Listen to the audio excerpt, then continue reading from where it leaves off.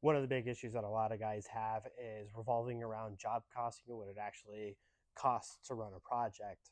I learned quite a while ago from guys like Brian Rathbun and also Chris Zizza, this particular method that really helps you track your costs and really helps to determine what you need to be charging for something to make sure that you're profitable and you're covering your costs.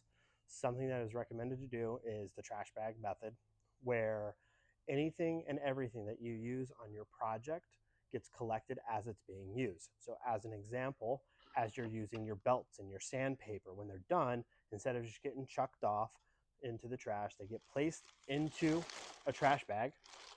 Same thing with all the final sanding papers that you're using, along with finish canisters and not stain rags. We need to properly dispose of those so that you don't start any fires.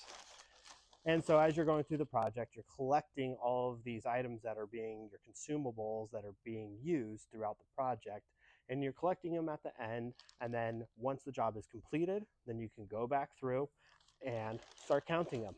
How many jugs of finish you went through, how many pieces of paper you went through, how many belts you went through, and of course, how many trash bags.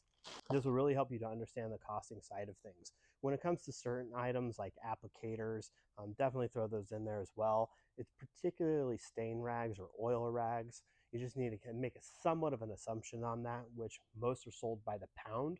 So you can take a good idea on how many pounds it took you.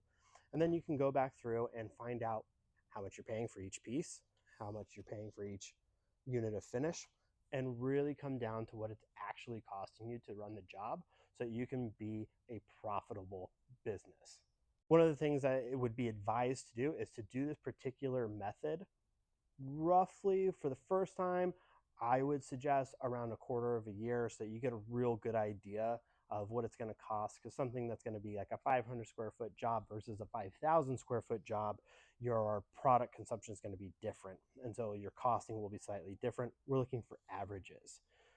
As everything changes in pricing, it's always best to redo this method somewhat regularly. I would recommend roughly every like 2 to 3 years, just to help reevaluate your costs.